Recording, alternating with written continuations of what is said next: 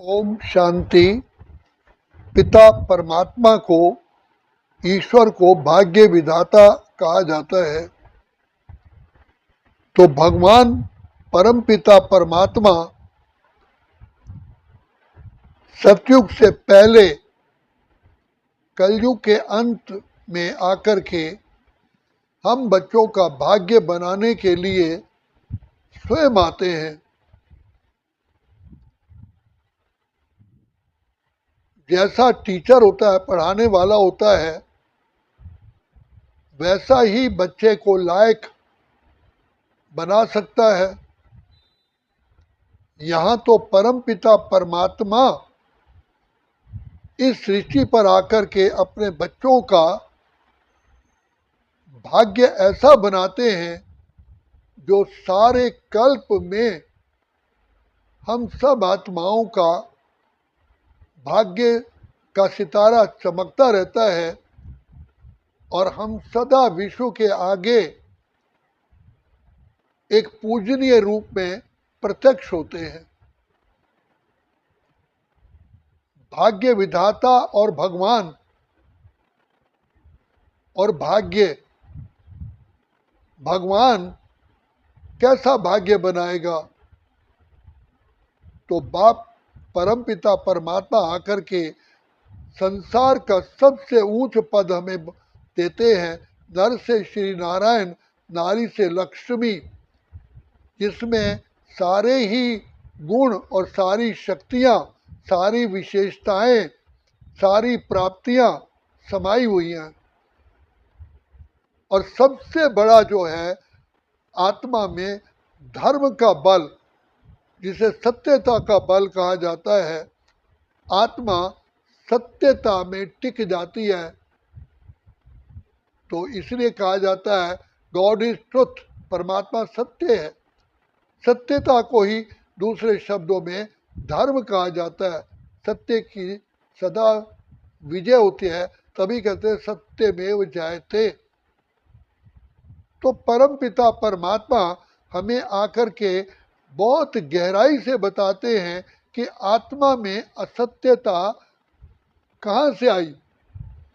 ये काम, क्रोध, लोभ, मोह, अहंकार, ईर्ष्या, द्वेष, वैमनस्य, ये आत्मा के अंदर प्रवेश कर गए और आत्मा को बिल्कुल ही वैल्यूलेस कर दिया।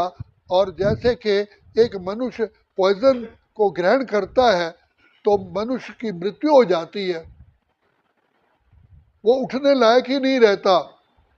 इसी प्रकार ये विकारों के आत्मा में प्रवेश होने से आत्मा की सारी शक्तियां भस्म हो जाती हैं। इसलिए शास्त्रों में कहा गया कि राजा सगर के बच्चे श्रापित होकर के भस्मीभूत हो गए थे।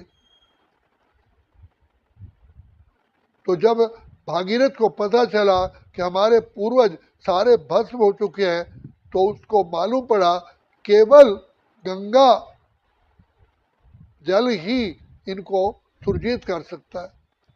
वास्तव में देखा जाए तो ज्ञान को ही गंगा जल कहा गया है। तो पिता परमात्मा से भागीरथ ने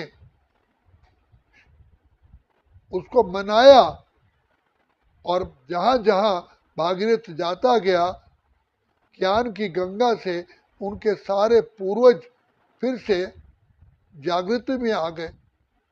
तो ये इसी समय की बात है कि परम पिता परमात्मा प्रजापिता ब्रह्मा के भाग्यशाली रथ में प्रवेश करके सारी रचना को पावन सुरजीत कर देते हैं।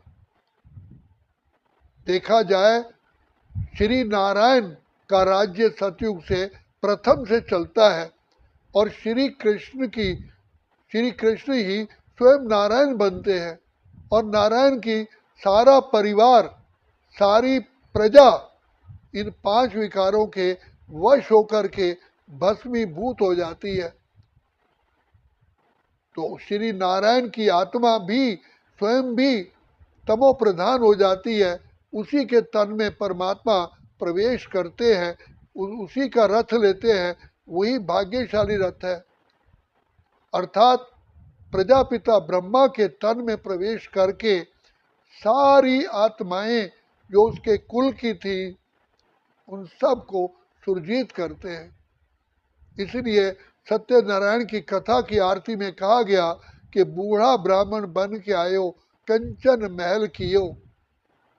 तो कैसे पिता परमात्मा शिव आदिदेव ब्रह्मा के तन में प्रवेश करके हम सब आत्माओं को फिर से सुरजीत करते हैं, ज्ञान अमृत पिलाते हैं।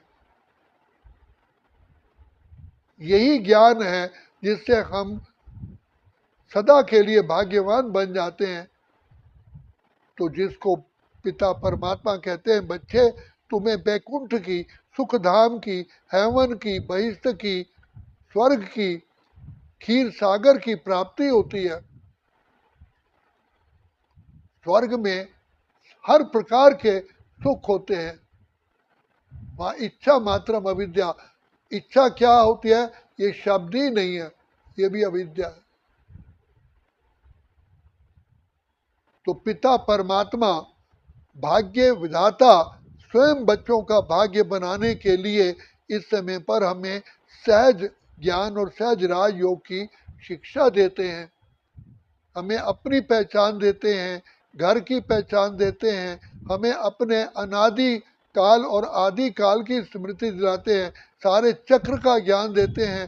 कैसे तुम सतो प्रधान से सतो रजो, रजो प्रधान, तमो, तमो प्रधान हुए हो। सारे सृष्टि चक्र का हमें ज्ञान देते हैं, हमें समय की पहचान देते हैं। अब समय अंत का समय है, इस चक्र को पूर्ण होकर के सतयुग आना है। जैसे रात के बाद दिन का आना स्वाभाविक है, इसी प्रकार कलयुग के बाद सतयुग का आना स्वाभाविक है। तो सतयुग में है देवी देवताओं का पार्ट, तो पिता परमात्मा मनुष्य को, दानव को मानव, मानव को देव बनाने आए हैं। तो इस समय ही भाग्य विधाता भाग्य की कलम हर आत्मा को अपने हाथ में देते हैं।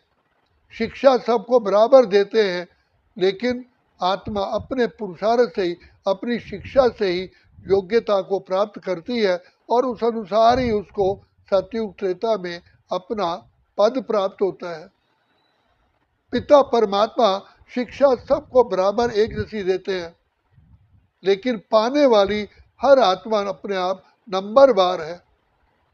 तो पिता परमात्मा कहते हैं जीव आत्मा अपना ही मित्र अपना शत्रु है।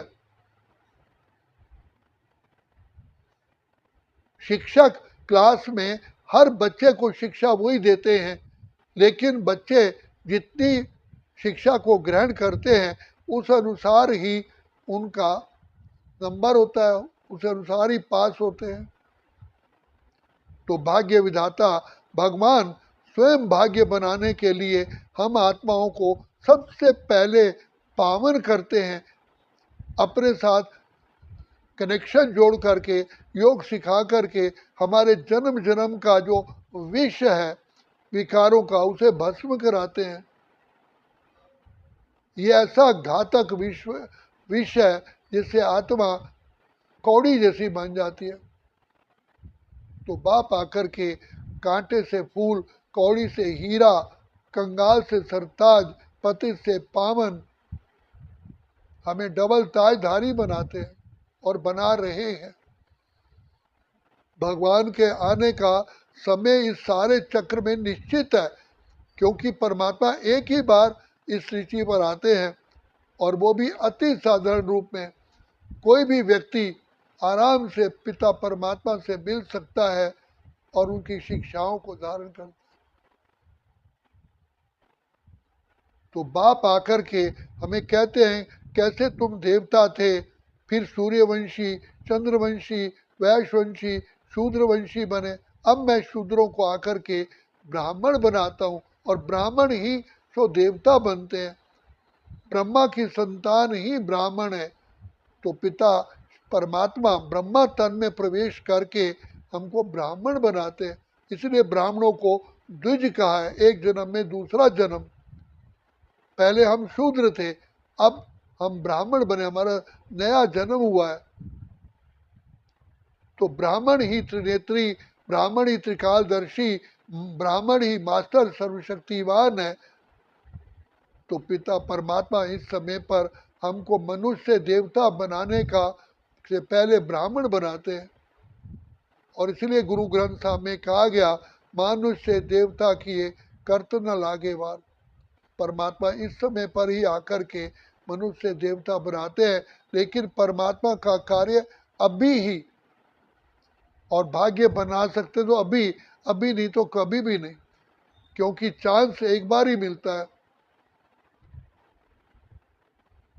तो इसीलिए बाप कहते हैं यही समय है, ले लो दुआएं माँ बाप की, सर से उतरेगी गठड़ी पाप की।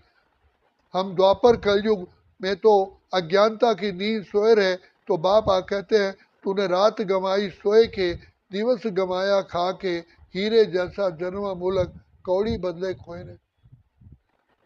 भाग्य विधाता भगवान हमें बहुत बहुत बहुत बहुत प्यार से, दुलार से हमें शिक्षा देते हैं, और हमें दुआएं दे करके, ईश्वरीय शिक्षा दे करके महान से महान पूज्य आत्मा बनाते हैं। इसलिए बाप कहते हैं कि बच्चे पालो प्रभु का प्यार, अभी ही परमात्मा का प्यार मिल सकता है, अभी नहीं तो कभी भी नहीं। ये चांस केवल एक ही बार मिलता है, वो पुरुषोत्तम संगम युग पर। इसी समय ही हमें पिता परमात्मा ज्ञान जल से स्नान करा करके कौड़ी से हीरा जैसा बृहस्पति से पावन करते हैं, जन्म जन्म के पापों से मुक्त करते हैं। तो ये मुक्त होने का समय है, वरदान पाने का समय है, पिता परमात्मा से आशीर्वाद पाने का समय है, शिक्षा पाने का समय यही है, यही है, यही है। अच्छा, ओम शांति, ओम शांति, ओम शांति।